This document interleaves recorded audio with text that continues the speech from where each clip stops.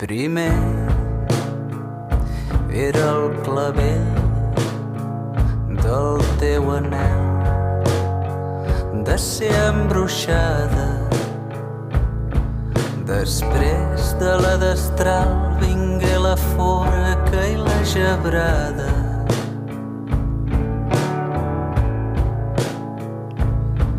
Després era un volcà i el monstre que ens alimentava. Ferit va desplomar alimentant el riu de lava. Hay vidas que uno vive pero que no elige vivir, vidas en las que otros te obligan, te maltratan, te utilizan, te explotan, vidas que se convierten en cárceles invisibles de las que es muy, muy difícil salir. Pero esta noche hablamos con alguien que sí lo ha conseguido. Amelia Tiganos, buenas noches. Buenas noches, Aymar. ¿Quién es Amelia Tiganos? ¿Cómo se identifica? ¿Cómo se define Amelia Tiganos? Bueno, pues buena pregunta, ¿no? En este proceso estoy de buscar mi identidad o de alguna forma intentar salir de aquella identidad impuesta que he tenido, ¿no? La de prostituta, la de puta. Ahora mismo me defino como activista feminista, primero, como formadora, también como escritora, que para mí personalmente es un gran logro, que también políticamente, pero yo lo necesitaba para salir de ello. Y creo que soy muchas más cosas, ¿no? Pero me gusta ponerme el de activista feminista por delante porque sentirse parte de algo más grande siempre nos mueve a los seres humanos. Por aclarar conceptos antes de nada de seguir, usted ha sido prostituta forzada, usted ha sido víctima de trata. Sí, pero aquí me gustaría, como si me das la oportunidad de explicar un poquito, ¿no? En el relato colectivo existe la idea de que una víctima de trata en todo momento sabe que está siendo víctima, que es obligada, que a la fuerza, que hay secuestros, hay golpes, ¿no? Sin embargo, la industria de la explotación sexual, que es una de las más criminales y las que más dinero mueven a nivel mundial, ¿no? Ha refinado sus técnicas, digamos, porque los productos, la mercancía, que somos nosotras, las mujeres y niñas de países, especialmente de países más empobrecidos, ¿no? Tenemos que llegar en condiciones con un envase apetecible. Y lo digo así porque los puteros quieren comprar putas felices. Entonces, claro, digamos que una mujer encadenada, golpeada, que está llorando, sí se puede vender a un tipo específico de putero, que es el putero sádico, pero como esta es una gran industria y de lo que se trata es vender al por mayor, pues se fabrican putas felices a través de mecanismos mucho más finos y mucho más difíciles de identificar.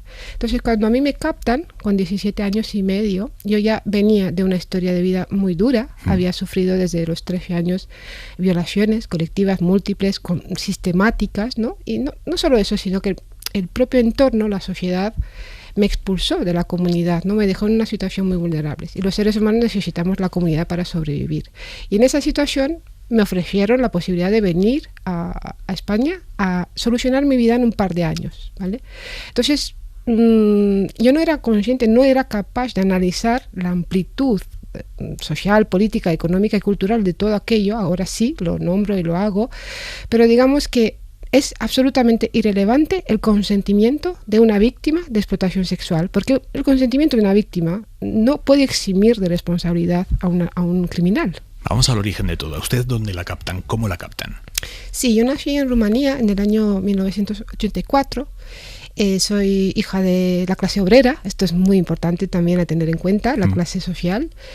Y bueno, de pequeña yo soñaba con ser profesora o médica, era muy buena estudiante, una niña muy inteligente, y porque quería curar o enseñar, no quería servir sexualmente a los hombres, ¿no? Sin embargo, mi vida cambia radicalmente a los 13 años cuando en un portal me violan entre 5 chicos y digamos que ahí empieza un auténtico infierno, ¿no? Cuando me empiezan a ofrecer a los 17 años y medio la posibilidad de cambiar de vida, o sea, jugaron con mis anhelos, con mis deseos, ¿no? Me vendieron la salvación y tras todos estos años que he ido haciendo activismo, ¿no? Ya llevo 5 años, vi que es un mecanismo a través del cual se fabrican las putas. Este es un concepto que he ido desarrollando, que seguiré desarrollando, pero necesitaba entender por qué se llega ahí. ¿Qué quiere decir que se fabrican las putas? ¿Qué quiere decir que a usted le fabricaran como puta?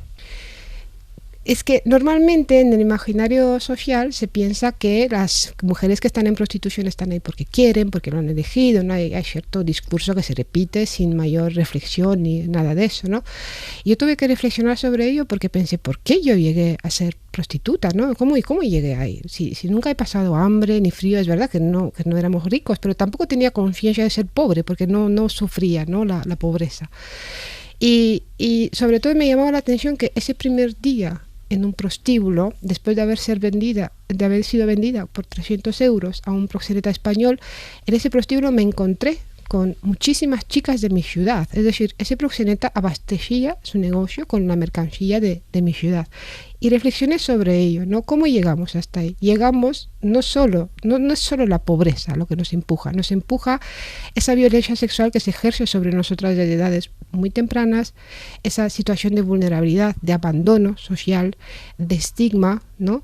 Y sobre todo el trauma. El trauma es un gran desconocido, ¿no? La mayoría de las veces se piensa que las mujeres que hemos sufrido violencia sexual pues estamos en una esquina asustadas y llorando, no queriendo tener más contacto con los hombres, y esta es una forma con la cual se convierte el trauma, pero sin embargo la más común es cuando ese acto que te ha destruido lo repites compulsivamente para de alguna manera intentar tener el control sobre aquello que te daña. Es una espiral destructiva absolutamente. Entonces, lo último que necesitamos las mujeres que hemos sufrido violencia sexual es una industria de la explotación sexual, y es lo primero que se nos ofrece. Porque de usted abusaron en casa, de origen. Sí, yo necesité mucho tiempo para verbalizarlo. De hecho, he tenido que escribir el libro, La revuelta de las putas, para poder ponerlo sobre papel, y hasta el último momento tuve dudas de si dejarlo o no, ¿no? El abuso sexual en la infancia, que mayoritariamente se da por parte de familiares, en mi caso fue un tío, un hermano de mi madre, y lo recuerdo con dolor y no sé, es algo que con lo que convivimos, pero eso empezó, digamos, esa fue el principio, pero lo más duro y lo más traumático fue esa violación a los 13 años. Una vez que se entra en este círculo que me ha contado, a usted la venden en España a un proxeneta por 300 euros y a partir de ahí empieza su infierno. Una vez que se entra en esa vida, ¿qué círculos sin salida se forman para una prostituta? Es que muchas veces dicen, pero ¿por qué no salen? ¿No? Pues están ahí. Es que muchas veces las puertas de los prostíbulos están abiertas, ¿no? Incluso no sé, pero si pueden salir, claro. Pero lo que pasa es que entre el mundo real, digamos, lo llamemos así, ¿vale? El mundo real y el mundo prostitucional hay un abismo que nos separa, ¿no?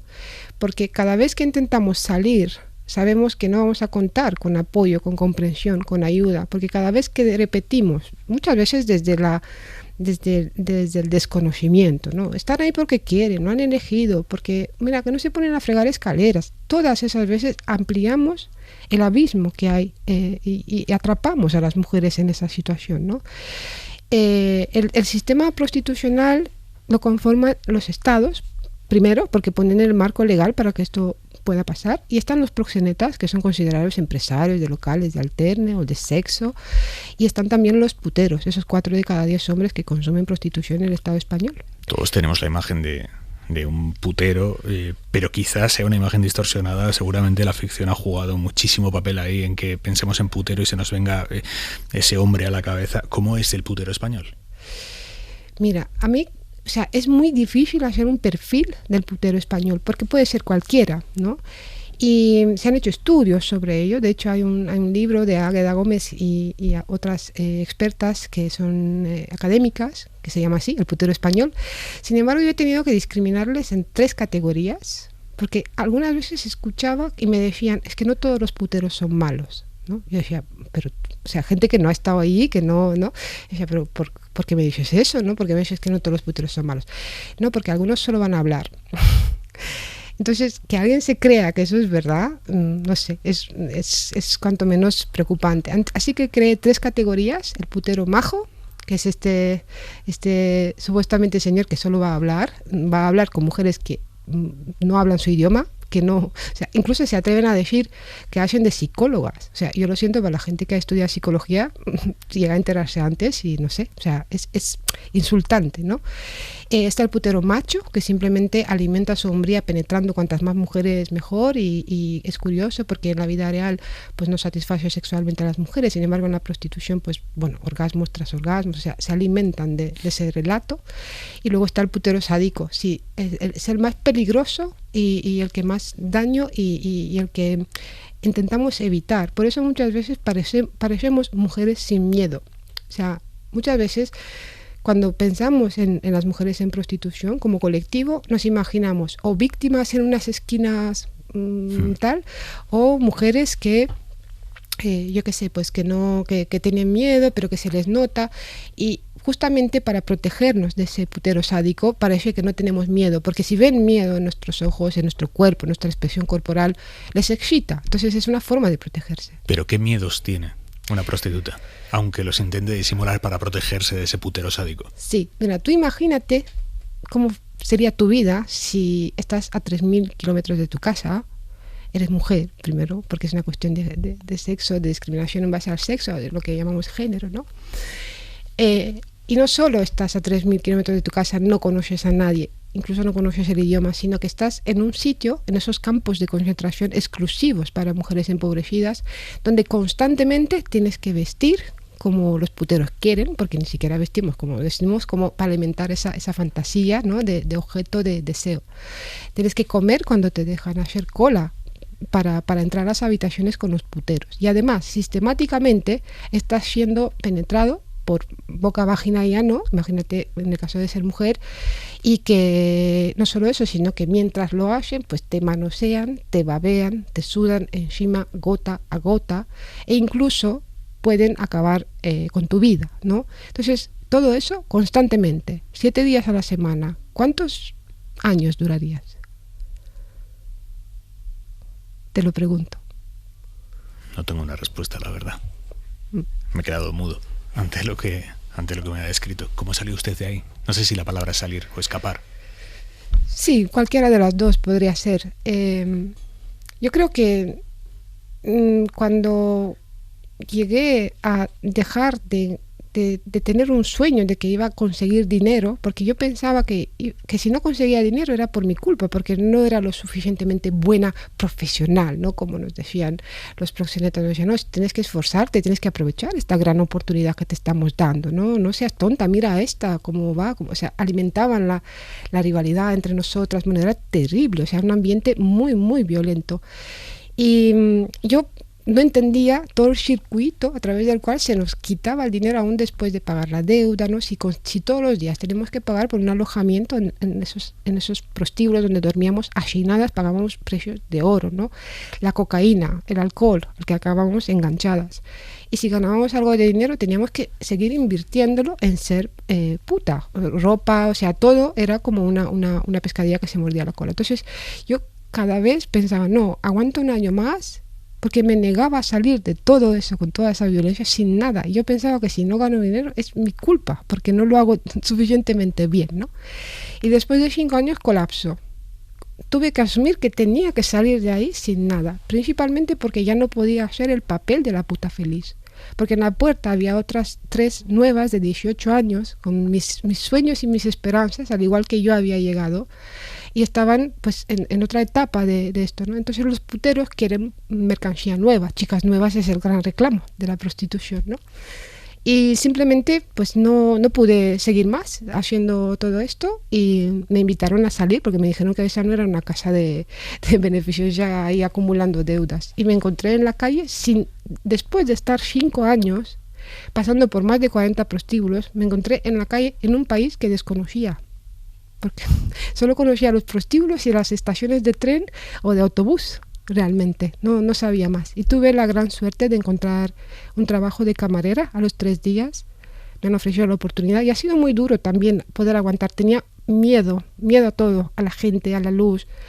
Y a ojos de la gente era una tía pues súper poderosa, muy tajante, muy tal, pero era puro miedo. O sea, o sea, me veían como, "Buah, a esta cualquiera le hace algo", ¿no? Pero quiero decir lo mucho que muchas veces tergiversamos lo que realmente le puede estar ocurriendo a una persona, ¿no? Y tuve que pelearme y conseguir creerme que soy capaz de hacer otra cosa que no sea estar en la prostitución, porque si te lo repiten una y otra vez, y no solo te lo repiten, sino que te lo demuestran constantemente a través de los actos, pues cuesta volver a la vida, ¿no? Conectarte. Y tuve gran suerte también de hacer un entorno de gente que ha sabido ver en mí la humanidad, que me ha considerado una igual. O sea, todo eso, esa reparación no es algo que ha ocurrido en abstracto ni a nivel individual. Todo esto es gracias a la gente que ha sabido ver en mí aquello que los violadores me robaron, la humanidad. ¿Usted en algún momento ha llegado a decir la palabra puta con orgullo? ¿O eso es imposible? Esto es muy interesante. En el libro, en La revuelta de las putas, hablo un poco de cómo los seres humanos necesitamos ser vistos para ser reconocidos, sentirnos, ¿no? Y muchas veces dentro de la industria de la explotación sexual se nos alimenta como esa idea de que no, tú eres puta y eres más que estas mojigatas que no quieren, que tú estás empoderada, tú manejas a los hombres, tienes el poder sobre ellos, ¿no? O sea, ahora lo digo y me río, pero cuando eres tan joven, vienes de una vida tan dura, necesitas creer en algo, ¿no? Y bueno, es muy fácil creerte eso. Yo nunca he dicho la palabra puta con orgullo, porque siempre he tenido sueños, y eso me ha salvado. O sea, yo siempre tenía mi meta clara. Yo quería una vida tranquila y quería estudiar, que es lo que más deseaba, y he tenido la suerte de que no se me olvidaran mis sueños, porque seguramente de haberse olvidado los sueños, pues no habría sobrevivido. ¿Y cómo ha hecho el camino de esa mujer con tantos miedos que consigue salir y que tiene miedo hasta la luz a las personas, a ser ahora una activista en defensa de las mujeres, una persona que escribe este libro, La revuelta de las putas, en Ediciones B? ¿Cómo ha sido ese camino? Ha sido un camino muy bonito y podría decir que me ha salvado el amor de mucha gente, ¿no? Tuve la gran suerte de conocer al que hoy en día es mi marido, que es un hombre extraordinario, y él, aunque tenía todo el poder sobre mí, absolutamente todo el poder sobre mí, me enseñó a ser libre. Y eso también daba miedo, porque si nunca has sido libre, no sabes, o sea, al ser libre te haces responsable también, ¿no? Y después de tener en mi casa, o sea, cuando mi casa o mi hogar se convirtió en un lugar seguro, que es algo que les falta a muchas mujeres, o sea, no tienen un lugar seguro, su casa es un infierno, ¿no? Descubrí el feminismo. Y cuando descubrí el feminismo, me di cuenta de que mi historia personal era una historia profundamente política, no era la historia de aquellas mujeres que son arrojadas a servir sexualmente a los hombres, a aquellos hombres que no tienen absolutamente ningún reparo en instrumentalizar a las mujeres, en convertirlas en reducirlas a tres agujeros al fin y al cabo, ¿no? Y aunque en ese momento yo me liberé de la culpa, del miedo, de la vergüenza incluso, y podía haber vivido tranquilamente mi vida, supuestamente, ¿no? Ya tenía una casa, un trabajo estable, una pareja que me comprendía, me apoyaba, no podía vivir tranquila, porque veía que estos prostíbulos seguían con las lucecitas ahí a plena vista, o sea, a la vista de todo el mundo.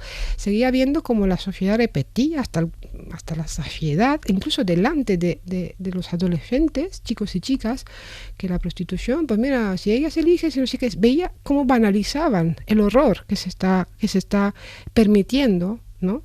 Y sobre todo me revoltó que desde... O sea, estos discursos progresistas hablaran de libertad, de igualdad, de tal. Sin embargo, yo digo, ¿para quién es esa igualdad y para la libertad? No es para todas las personas. Las mujeres del sur global o del este de Europa no valemos como para alcanzarla o no somos consideradas como tal. Tenemos que ser colocadas en aquellos lugares donde las mujeres, gracias a la lucha feminista, han podido avanzar y han podido conseguir derechos. Entiendo que por lo que usted me dice es absolutamente abolicionista de la prostitución, pero entiende también a quienes dicen evidentemente no la trata, que eso es un delito, pero regulemos la prostitución para que las mujeres que lo ejercen, que la ejercen, tengan derechos, tengan seguridad social, tengan paro, tengan todo tipo de derechos laborales que tienen el resto de trabajadores. ¿Esa posición la entiende? Yo esa posición no sé cómo, no sé si va a encontrar la palabra, la arrebato de alguna forma, ¿no? Estoy buscando una palabra para intentar explicar, porque yo soy una persona que aprecia muchísimo la libertad de pensamiento. A mí, que no me vengan a meter una idea sin que yo pueda reflexionar sobre ella. Entonces yo siempre digo, yo no quiero convencer a nadie de nada, yo simplemente expongo en todo lo que me he convertido en una experta en este tema y que luego cada persona pues decida, pero la libertad de pensamiento implica pues esforzarte en leer, en conocer, ¿no? Para que puedas tener eso. Primero, y lo más importante, creo que es muy muy importante entender que la trata con fines de explotación sexual es aquel proceso a través del cual se capta, se traslada o se acoge una persona para explotarla sexualmente. Ahí, hasta aquí la definición de la trata de personas. En el protocolo de Palermo está, ¿vale? No me lo invento yo. Luego, si esa persona llega a ser explotada sexualmente, hablaríamos de dos delitos. Primero, la trata con fines de explotación sexual y la propia explotación sexual.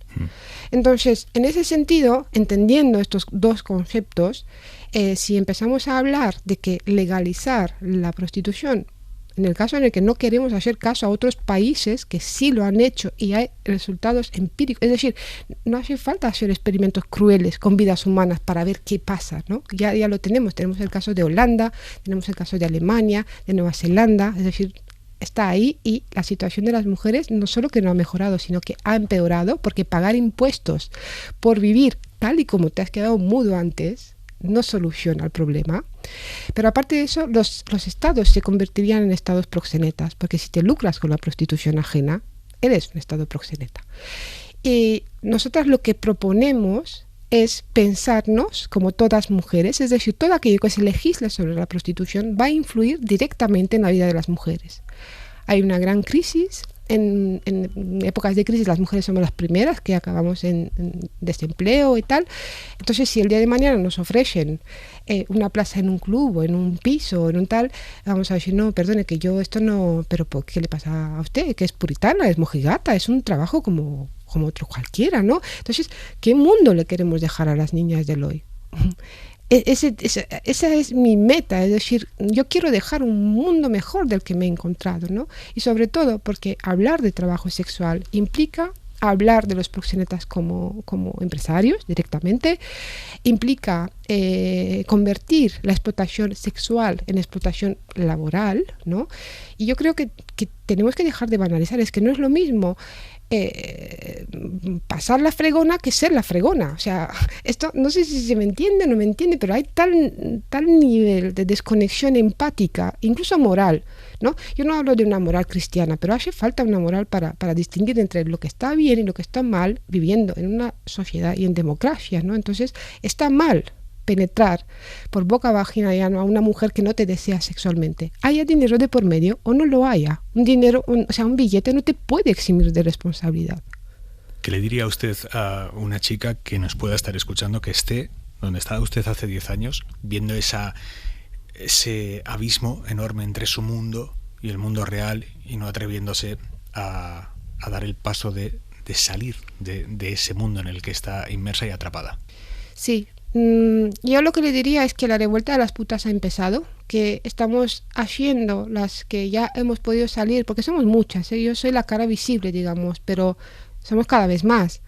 Y estamos haciendo ese llamamiento a las mujeres que no han estado ahí, pero no porque tengan ningún mérito, es decir, la vida no las ha llevado ahí, y les pedimos ayuda para que nos acompañen y para realmente poder darle la vuelta a todo esto y dejar de tener miedo y de sentir soledad, porque la soledad es lo más doloroso que recuerdo, soledad y frío emocional, no tanto físico, ¿no? Y me duele porque digo, llenamos las calles gritando millones, no es ninguna agresión sin respuesta, hermana, yo te creo, y pasamos por delante de prostíbulos, digo, ahí está esa disociación colectiva que tenemos. ¿Por qué no nos entendemos como todas mujeres? ¿Por qué no nos duele igual que a una adolescente la violen en un portal, que a una chica colombiana o nigeriana o rumana la violen sistemáticamente en estos campos de concentración?